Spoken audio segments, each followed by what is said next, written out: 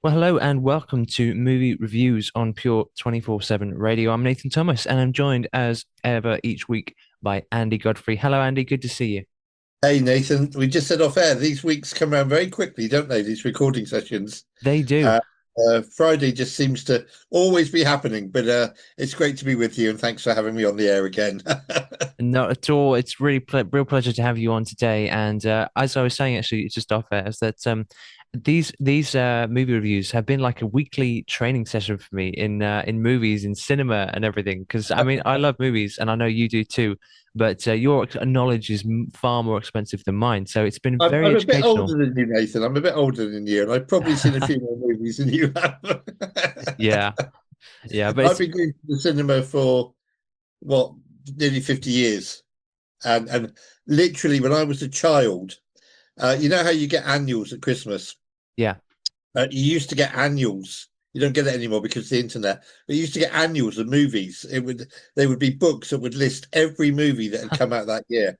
And I would ask for those. People were asking for bikes and footballs and things for Christmas. I was asking for film annuals and reading them and devour. I remember many a Boxing Day just laying there on the floor reading these film annuals, just devouring everything I could about movies. And I remember the year my dad gave me a book about the making of Titanic when that film came out, and another year a book about another film that had come out. And I would just devour them. So yeah, I've been doing this a bit longer than you have, and I am a bit obsessed.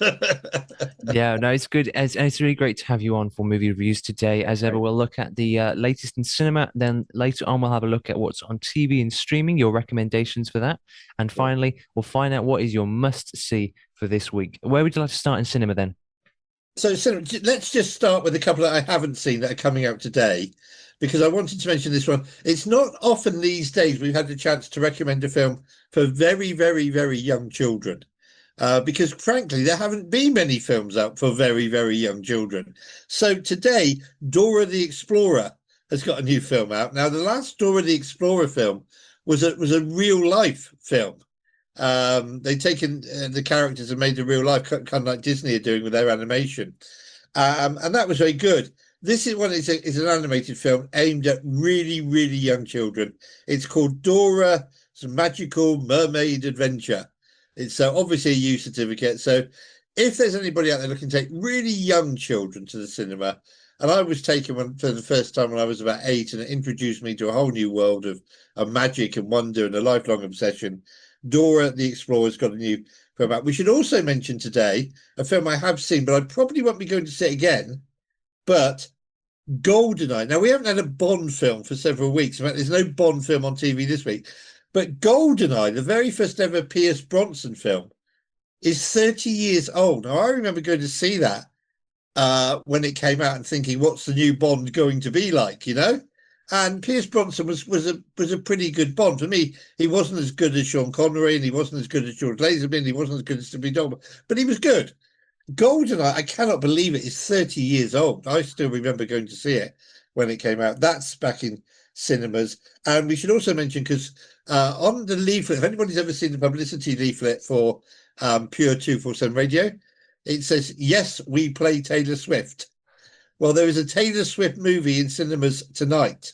It is the launch party for her new album, and it's being shown. And so, if you're a Taylor Swift fan, I'm not, but if you're a Taylor Swift fan, she has sung with Bruce Springsteen, so I quite like her. That's okay. So those are three that are out in cinemas. Dora the Explorer, Magical Mermaid Adventure. That's for very young children. Dora meets loads of mermaids. Goldeneye, 30 years old, James Bond, Pierce Brosnan's first, and Taylor Swift. Let's talk about a couple of films that we have seen.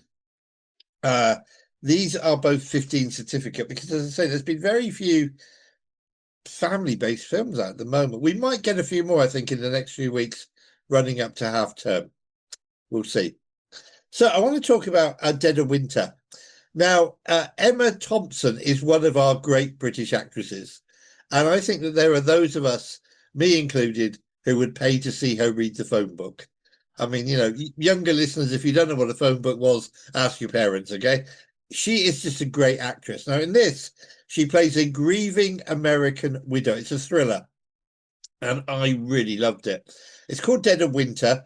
She's a Canadian grieving widow who lives in the wild. She lives up in the woods in North Canada, and her husband has passed away, and he's expressed a desire because her husband used to go ice fishing. Where you drill a hole and you drop your line through and you wait for the fish.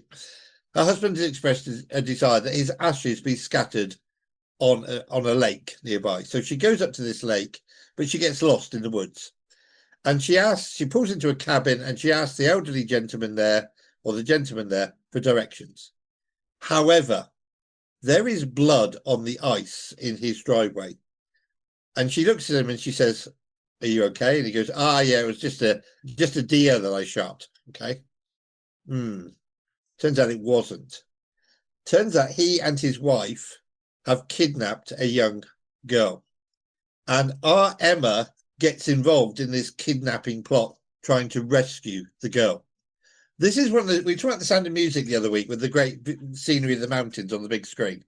This is worth seeing on the big screen because the scenery is so bleak. It's so cold. I mean, I literally was almost reaching for my hoodie in the cinema, because it was making me feel really, really cold. And everything's set on this ice, frozen lake, and in these woods, and it's snowing, and she's lost, and the kidnapped girl is cold, and all the rest of it.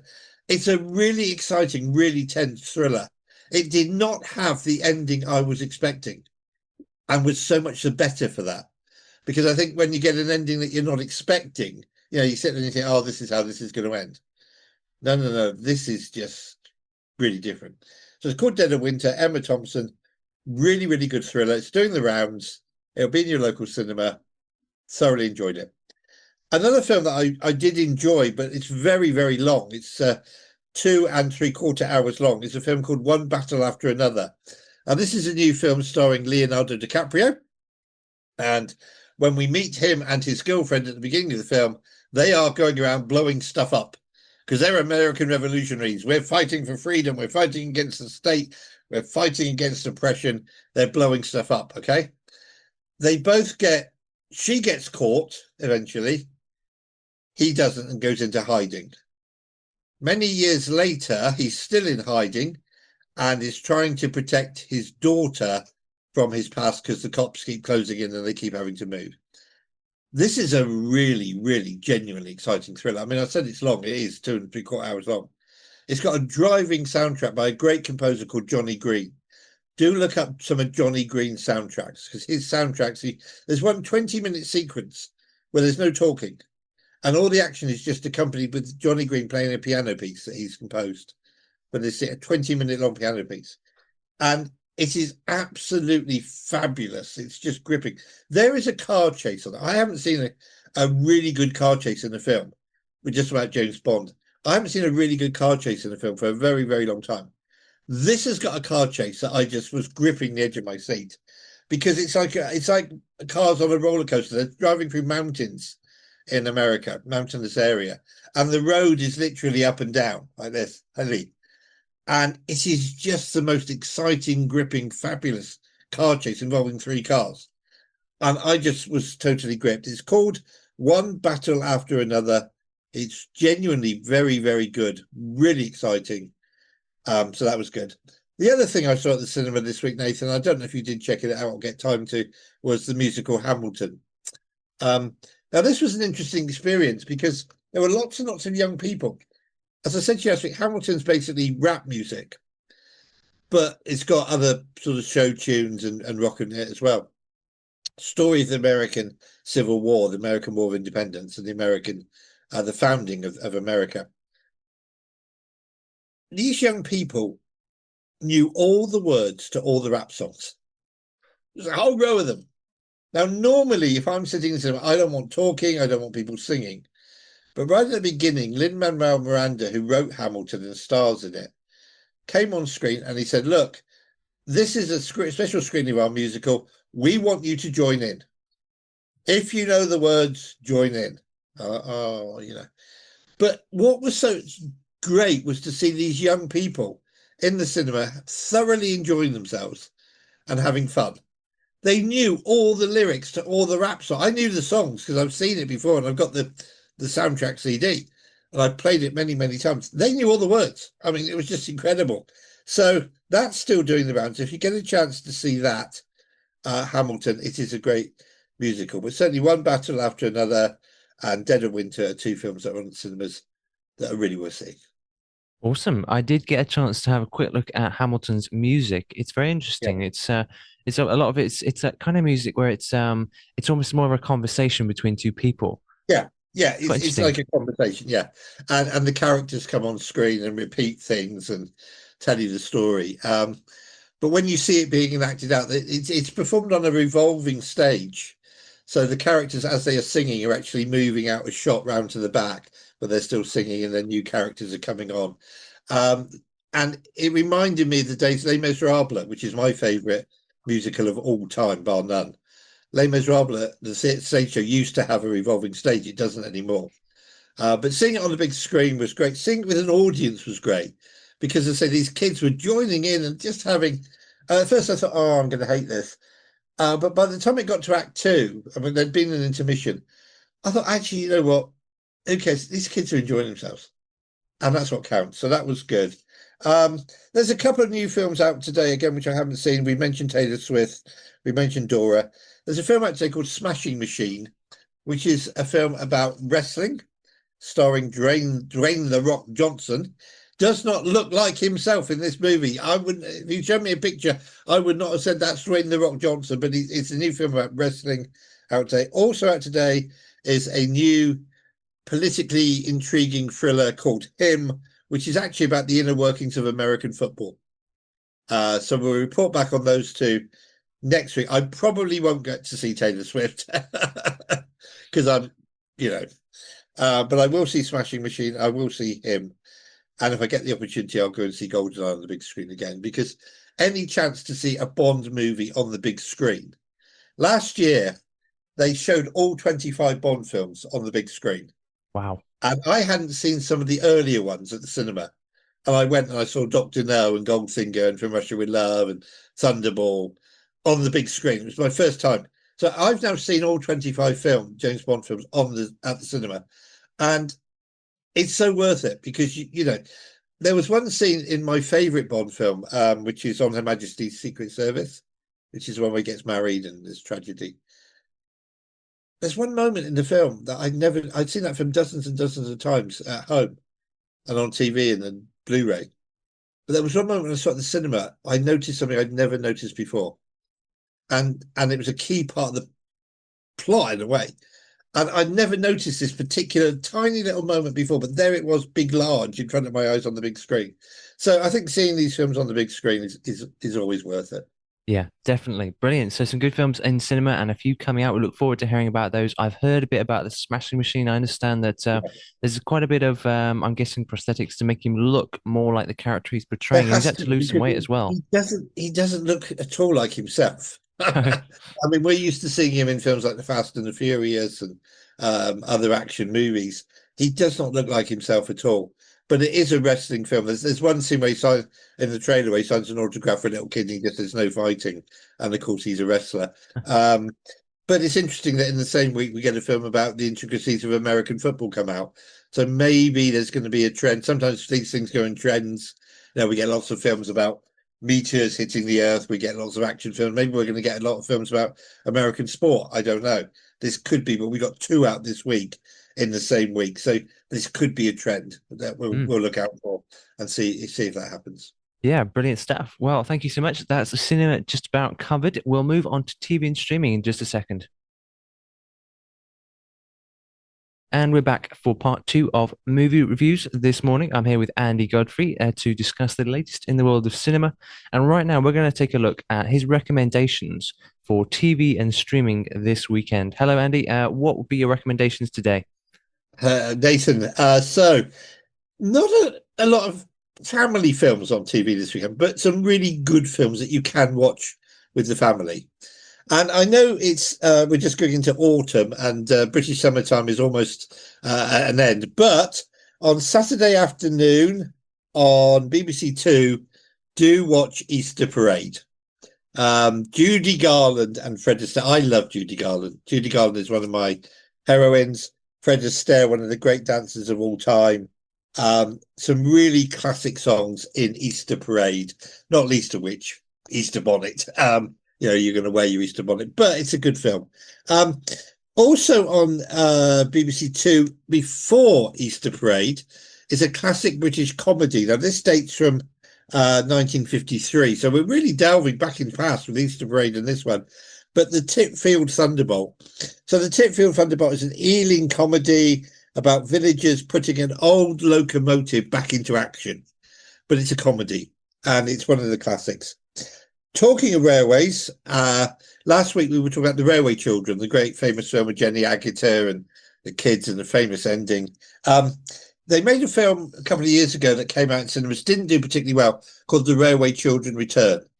It's a nice film to sit and watch with families. That's on Film 4 on Saturday as well. So The Railway Children Return is a good one. We've got a couple of the Spider-Man movies on during the week. For those who like Spider-Man, look out for those, particularly on Sunday. We've also got Batman Begins on Sunday. This was the first Chris Nolan film in what was a trilogy. It was called the Dark Knight trilogy. Lots of people my age think of Batman as the 60s TV show, where it was funny, it was over the top, it was boom bap biff, and the words boom bap biff appeared on the screen. Every time Batman thumped somebody, the word thump would appear on the screen. Yeah. But in the late 80s, Batman went back to his roots, and his roots were very, very dark. And in 2005, Chris Nolan made a film called Batman Begins, which tells the origin story of how Batman became Batman. I think one of the things we forget with Batman is he was not a superhero. He's an ordinary human being. He doesn't have superpowers. He just has his gadgets in his car. But it's really, really, really fantastic film. Really worthwhile seeing. Alien is on this week. Now, don't tell my mum. I saw this at the cinema and I didn't have a clue what was coming. There's the most famous scenes in cinema history in Alien, where the alien bursts out of somebody's body. You probably know the scene I'm referring to. When they filmed that, they didn't tell the actors what was going to happen. The actor who was lying on the table with the alien inside him knew what was going to happen. The other actors were not told what was going to happen. And it's really worth watching that scene. In fact, there was a whole documentary made just about that scene, because the actors were not told, and the look of horror on their face when this fake tomato sauce starts squirting out everywhere is genuine. They really do look horrified. It's an amazing thing to see. One film I will recommend that's on next Thursday, and then one for Friday. We can mention it next week. Belfast is on Thursday. Belfast. Now, this is Kenneth Branagh's autobiographical picture. It's the story of a young boy growing up in the Northern Ireland Troubles in the 70s in Belfast. It's shot in black and white. It is very moving. It is very touching. It is very dramatic.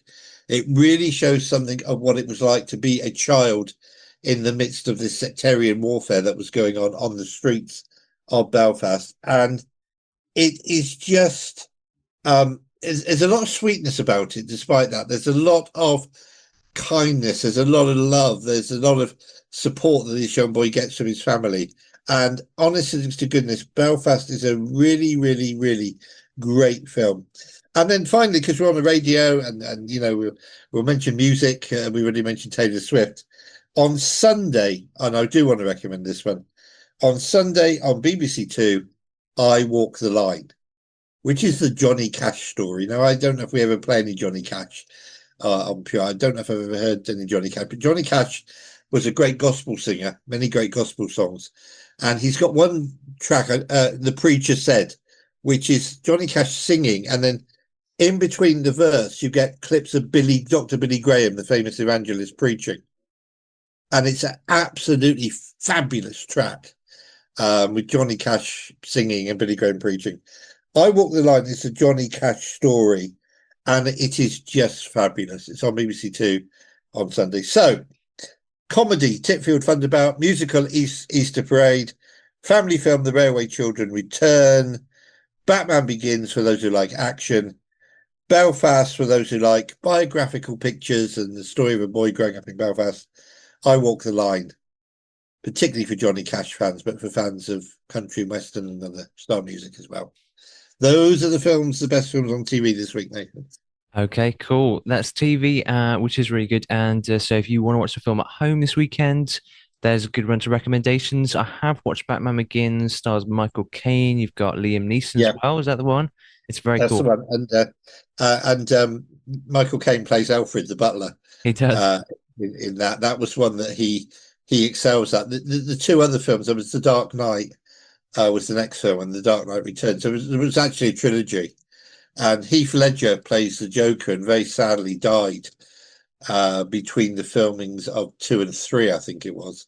So that was very sad. But Batman Returns is a very dark film, but it's a very very good film. And I have a friend whose cousin is married to Christopher Nolan, the director, and he's told me that next time they have a family get together, he'll let me sneak in because I'd love to meet Christopher Nolan. Christopher Nolan, amazing director, made Oppenheimer and Interstellar and some other great films as well. So we're looking forward to his film next year. Next year, he's got a big epic movie coming out called Troy, which is about the ancient Greeks and the warfare and the Trojan horse and all that. And we've already seen one or two teaser trailers for it, and I'm really, really excited for Troy.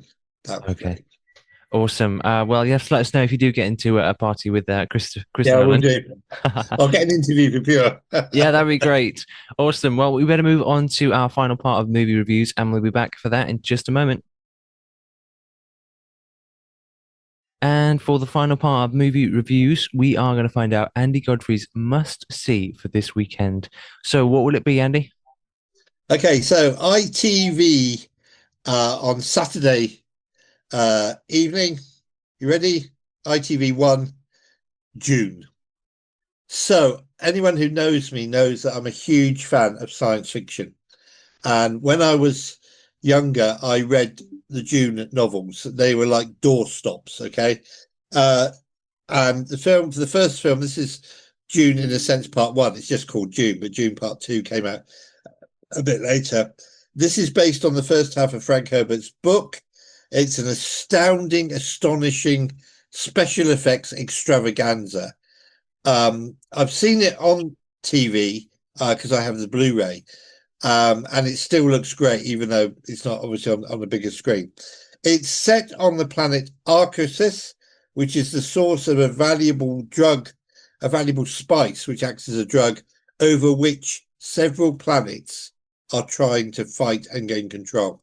So it's about the battle for the planet Arcturus, and the people on the planet Arcturus, where this spice is produced, are it's a sand planet. They're a huge, massive, one of the great set piece moments. There's huge, great, massive sandworms that come and swallow people up. But the people on the planet where this spice is produced are being really hard pressed from all sides because everybody keeps invading them to try and get control of their planet because they've got this valuable resource on it. And they have a prophecy that one day a messiah will rise up and save them. And this film is about the possible arrival of the messiah in the form of the son of one of these people who's attacking their planet. It's the ruler of another planet who's attacking their planet. It is spectacular. It is action packed. When I saw it at the cinema, it really blew me away because I thought, how do you take this book that is actually quite a few years old and was a massive novel, real doorstop of a book, and turn it into a big screen adventure? They did it very successfully. You will want to see part two. I don't know when that'll be on TV, but it's available to stream. But I would say my must see, 5 stars, June, and it is on ITV1 on Sunday evening. Wow, awesome. I have seen that one before, and I believe there is a sequel to it, but I didn't know it was Yep. based on a book before. That makes a lot of sense. I mean, most big Yeah. films it would seem based on books. Yeah. In fact, I think there were 6 or 7 books. Oh, wow. Now, it's Frank Herbert who wrote them, interestingly, because it's about a planet waiting for a messiah to come and save them. He actually was an atheist, and was a very very interesting character. He was a very interesting character, believing that science would save humanity. at the end of the day, and the books kind of reflect his beliefs. But the film itself is really exciting. There's a love story at the heart of it as well, and so it is, but it's a really great film. And when I remember reading the book as a teenager and thinking there was a film made in 1980, in mid 1980s of the book, which flopped. It was made by a director called David Lynch, who's known for making weird and wonderful films. And David Lynch made a version of it. Actually starred Patrick Stewart, of the Starship Enterprise later on. Um, and it wasn't very successful. It actually starred Sting, the original version. Wow. Sting was in it, and he played a bad guy in this film. Wasn't very good at all. His acting was terrible, and the film really flopped because it wasn't. And back in the mid-80s, they did not have the necessary ability to produce the special effects that were needed. They couldn't really properly produce the giant sandworms that the planet's riddled with, that kind of thing. These days with computers, if you can imagine it, we can do it. We can put it on screen. So, but June is definitely worth seeing. Perhaps you should just point out, we were talking about Robert Redford last week. BBC Four, during the course of this week, are showing Butch Cassidy and the Sundance Kid. Absolute classic of all time. This film from which we get the song "Raindrops Keep Falling on My Head." So, in lieu of Robert Redford's death again, Butch Cassidy and the Sundance Kid is on BBC Four. Okay. Awesome. Well, there you go. Our must see for this weekend from the one and only Andy Godfrey is the film June, the 2021 version, not the what was it 1980s version? Mid-80s version. No, don't bother with the mid-80s version. I mean, if you want to see an example of a film that flopped, and find out why, then do watch it. I mean, I've got a copy of it in my collection, and I went back to it when the first June came out. I went back and rewatched the 80s version, and just realised how terrible it was. All over again. Yeah, well, it could be quite interesting actually to compare the two and see, well, what's the Yeah, differences? Why did that one succeed, and not the first one?